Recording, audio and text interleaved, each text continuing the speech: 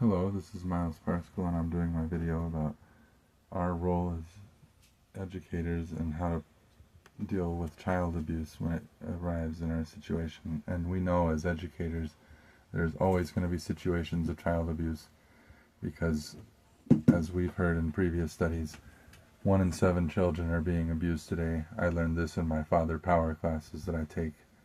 And as educators, our role is to make sure that we are able to understand the signs of child abuse or neglect that may be happening and report these to the proper functionalities and bodies of governance in order to make sure that these children are receiving the help that they need, because it's sometimes we're the last line of defense between these children and something terrible happening to them, and maybe something terrible has already happened to them. So I'd like to turn it real quick to show that I put this together. Of course, we always have our national hotline for child abuse available. And the national level, there's groups like Prevent Child Abuse of America, which is a non-profit group that is national, that works committed to preventing abuse and neglect before it happens. You can see it right here on their website.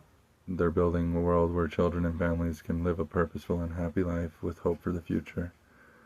At a more state level, we have CYFD's Protective Services.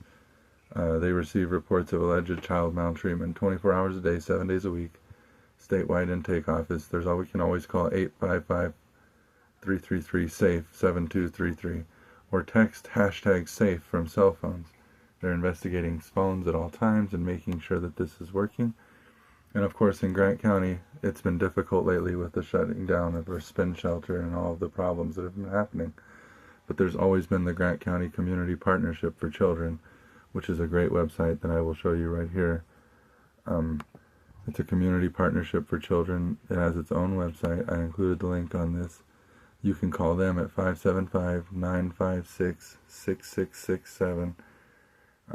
Parent resources are available, looking for help. They provide lists, outreach and support, flags, various things that you might need.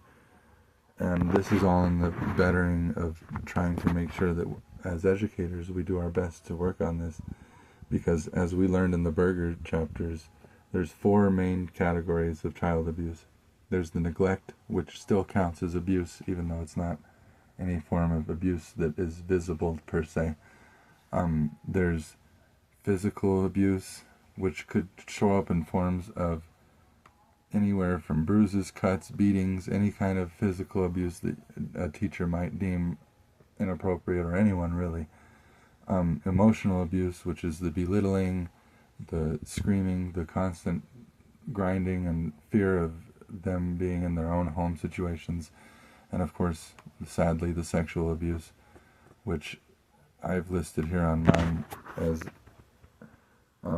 many different forms of that might show up. And I don't care to read those, but I have included them on my sheet. As the sheet said, this is a very triggering assignment in many ways. And of course, the National Child Abuse Hotline, 1-800-422-4453, is always available for those who feel like they need to report anything. Again, as educators, it's important to understand our role is we may be the last line of defense for these children that are suffering. And every year, we're on average going to see at least one of these kids. And it's our job to make sure that we do everything in our power to do right by these kids. Thank you for listening.